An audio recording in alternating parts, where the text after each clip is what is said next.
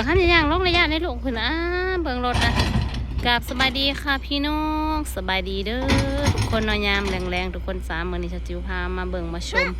บรรยากาศรถเพิ่นทำงานอยู่เนาะเฮ้ยอย่าไปใกล้เพิ่นทำงานเพิ่นเฮ็ดเพิ่นโจกไปเบิ่งพี่เพิ่นสิโจกเฮ็ดบ่อนลงเด้ทุกคนบ่อนขึ้นบ่อนลงบันไดนะเพิ่นจะเฮ็ดบันไดอยู่จุดเดียวเด้อทุกคนเดี๋ยวเฮาไปเบิ่งนํกันเพิ่นโจกแล้วตอนนี้นะถ้าน้องไทการมันเลาะมื่อนี้ก็มีโอกาสได้อยู่บ้านเลยทุกคนเด้อมึงในแปลนขักอะไรเฮ้ยอย่าไปใกล้ได้ยะอย่าไปใกล้รถหนักเลยเป็นโจกนะมึงในพวกมาพี่ลงว่าเบิ่งพี่เพิ่นเฮ็ดโจกหมองสีเฮ็ดบันไดอันนี้ทุกคนเพิ่นเฮ็ดทางขึ้นทางลงนะอันนี้เพิ่นโจกแล้วตัดออกเรียบร้อยเด้อป้าตัดกว้างอะไรทุกคนเนาะตัดจากฝั่งนั่นนะทุกคนเพิ่นตัดกว้างอะไรเนาะเพิ่นจะเห็ดบ่อนขึ้นบ่อนลงเห็ดบันไดเห็นได้ทุกคนเนาะย่านเด้อลูกย่านติ๊กโตอันนี้จกลงเหลือกเนาะไทกาว่าพี่ลูกตอนนี้พาน้องไทกามาเลาะเบิ่งเพิ่นเห็ดอันนี้นะรถเพิ่นกำลังทำงานอยู่ทุกคนเด็กเพิ่นจกตัดเรียบร้อยเด็กย่านตกดิลูกนี่เพิ่นตัดฝั่งนั่นพูดฝั่งนั่นกับฝั่งนี้ตัดเหล็กอะไรเนาะทุกคนเพิ่นจะเฮ็ดทางขึ้นทางลงได้เนี่ยตัดเลยย่านลูกย่านตกมาพี่ไปรอทั้งพุ่นเลยย่านตกบ่ได้ปลามือน้องไทกาสจิวย่านน้องไทกาตกลงรถเพิ่นกำลังทำงานอยู่ย่านรถเพิ่นกำลังทำงานอยู่ทุกคนเห็นบ่ย่านตกเพิ่นเอาเสาอันนี้มาวางเห็ดหยังทุกคนไผหูเพิ่นจะวางเป็นจุดนี่นะเป็นเสาบ่ยาวปันไดเด้อทุกคนเสาบ่ยาวปันไดเพิ่นสิเห็ดอีหยังทุกคนจ้านี่เพิ่นจะวางเป็นจุดแบบนั้นเลยเนาะจนหอบเปิ้นเลยพุอยู่พุ่นเพิ่นก็วางเป็นจุดทุกคนแต่ถ้าจิ้วบ่ฮู้ว่าเพิ่นสิเห็ดอีหยังเพิ่นจะตั้งเสาบ่เพิ่นสิตั้งเสานี่บ่ตั้งเสากั้นบ่จักเนาะทุกคนเนาะตั้งเสาแล้วก็เห็ดเห็ดลาวกั้นมองเห็ดลาวกั้นมองอันนี้บ่จักกันเจือนยืนอยู่นี่ห้ามย่านคุณนะรถเพิ่นกำลังทำงานอยู่ทุกคนเพิ่นกำลังจกหินควบมานักเลยนะคันบ่ใส่รถก็เห็ดบ่ได้นะทุกคนย่อบ่ได้ได้นะมันนักเสียวนะทุกคนเลิกอลีสั้นอลีนะก็คือแบบว่าเขาจะปีนลงแบบนี้บ่ได้เด้อทุกคน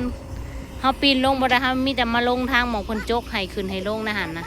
คือแบบว่าถ้าเขาสิลงคลองเป็นเขาจะปีนลงบ่ได้นะทุกคนปีนขึ้นปีนลงบ่ได้เพราะมันสั้นแห้งเนาะบรรยากาศสมงามแต่พี่น้องเสียวซะจิวยานี่รถเป็นทำงานน้องไทก้ารถโจกย่านเด้มาเบียกับมาน้ำพ่อเพิ่นมาเบิ่งรถโจกเฮ้ยอย่าลงใกล้ย่าน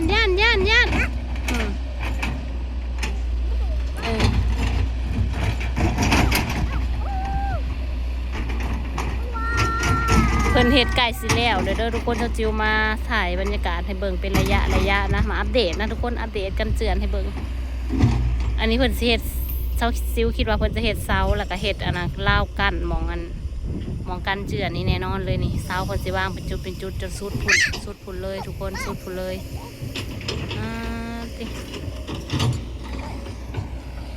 เหยียบตีนแม่ยังอย่าเหยียบเลิกเนาะน้องนาเบียก็ลงมานี่เห็นบ่เฮ้ยย่านเฮ้ยยายืนอยู่หันเด้อหันอย่าลงไปใกล้เห็นบนรถนะย่านได้ตกลงหันนะขี่แปบแหนบรถนะฮะ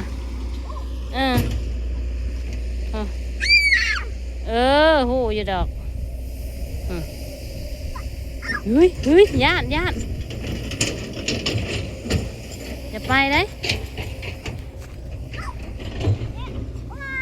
เช้าเพิ่นสิมาเฮ็ดกันนั่นละวะนี่นะบ่แม่นอลีพี่น้องเพิ่นสิมาเฮ็ดกันนี่นะถ้าเบิ่งบัดสำเร็จเด้อทุกคนเราจะลงมาถ่ายให้เบิ่งอีก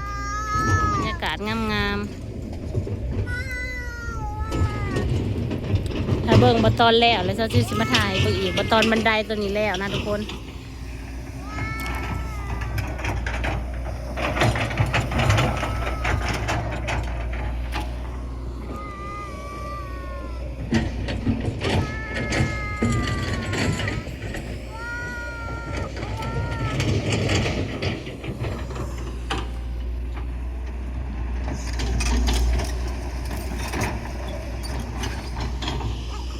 น้ำอย่าแล่นย่านลูกย่านตก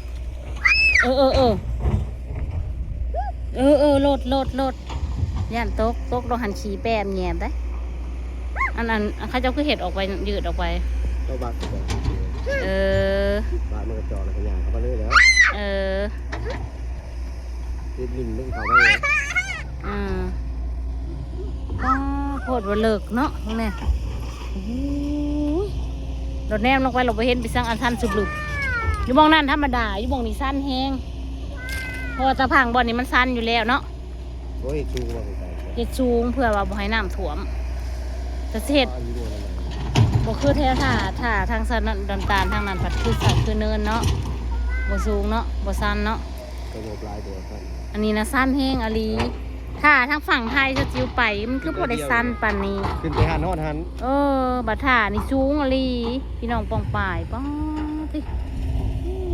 ใส่งบประมาณมหาศาลเลยนี่เนาะเฮ็ดได้เดียวเหรออันนี้นะใส่งบประมาณมหาศาลเลยทุกคนเลยบ่ได้ธรรมดาปีเขาปีที่2เลยเนาะเขาปีที่2เลยได้ทุกคนที่กระเจ้าเหตุการณ์เจือนที่กระเจ้ามาเริ่มจกดินเริ่มอันเหตุนั้นเขาปีที่2เลยทุกคนปีนี้เนาะนะคะแล้วก็เพิ่นก็จะให้แล้วในปีนี้แหละเนาะทุกคนเพิ่นเหตุตัวนี้โจกทางลงไปแล้วเพิ่นก็สิเหตุบันไดขึ้นมาเรียบร้อยได้นี่เทกะมาแม่จับย่านตกย่านตกรถนั่นลงไปเล่นน้ำรถสิลงเล่นน้ำเพิ่นจกเอาหินขึ้นไปเอาหินไต่ออกนะมองบักจอดบ่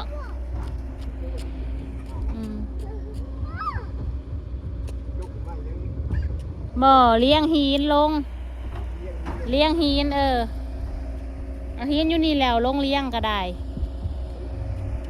ขี้ต้มเด้อลูกขี้ต้มเด้อครับ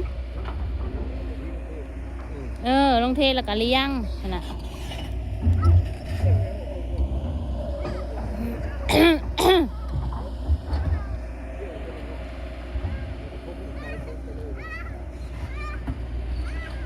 เห็ดทางขึ้นทางลงเด้มองเดียว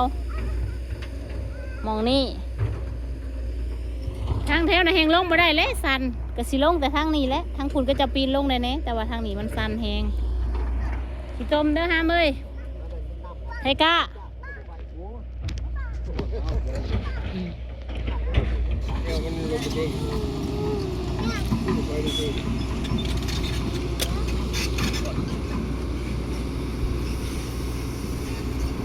คนขับรถแมคโครนี่ใจถึงเลยทุกคนเลยใจบ่ถึงขับบ่ได้เนาะเป็นตะยากของบ่อนสั้นบ่อนเนินมันก็ลงเนาะเอาเห็นเขาจะเห็นนะเอาเบิ่งในคลิปนะบ่อนสั้นบ่อนเนินก็ลงเอาโจ๊กมันนะครับไว้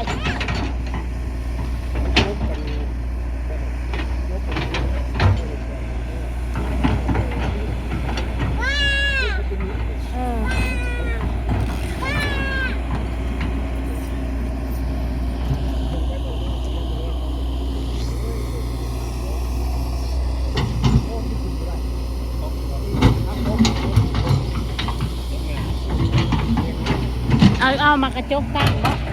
เขาญาติแต่มันลมยิ่งแข็งมันบ่ยากห้ามไทกะหาลงจะขี้ต้มหรือเบิ่งรถจกจะได้ไหมผ้าเมื่อได้คันบ่เบิ่งอันนี้เราหยุดเลยเห็นบ่เราจอดเลยเห็นบ่เราเขี่ยเอานี่ลงบ่นี่เราจะเอาหินลงไปได้บ่นี่โอ้ยห้ามเอ้ยโอ้ยไทกะเอ้ยมึงไหนสู้จะได้ขึ้นเมื่อไรพี่น้องไทกะบ่อยู่ซื้อแลนมึงไหนจะจิวมาอัปเดตกันเจือนให้เบิ่งทุกคนยังบ่ทันสำเร็จเนาะเพิ่นยังสิใส่อันนี้อยู่ เพิ่นจะเฮ็ดหนทางลงนี่เนาะเฮ็ดหนทางแล้วก็เพิ่นจะใส่ขอบกันเจือนเพิ่นวางเสาเด้วางเสาแต่ละจุดนะทุกคนเนาะเพิ่นก็สิเฮ็ดขอบเดี๋ยวถ้าเบิ่งว่าสำเร็จทุกคนว่ามันสิงามขนาดไหนเนาะทุกคนจ้าเนาะวันนี้จิวก็มาอัปเดตให้เบิ่งสนิทสะก่อนเนาะทุกคนอย่างไรก็ฝากกดไลค์กดแชร์กดติดตามในเด้อพี่น้องนะจ๊ะพบพรคลิปหน้าเด้อทุกคน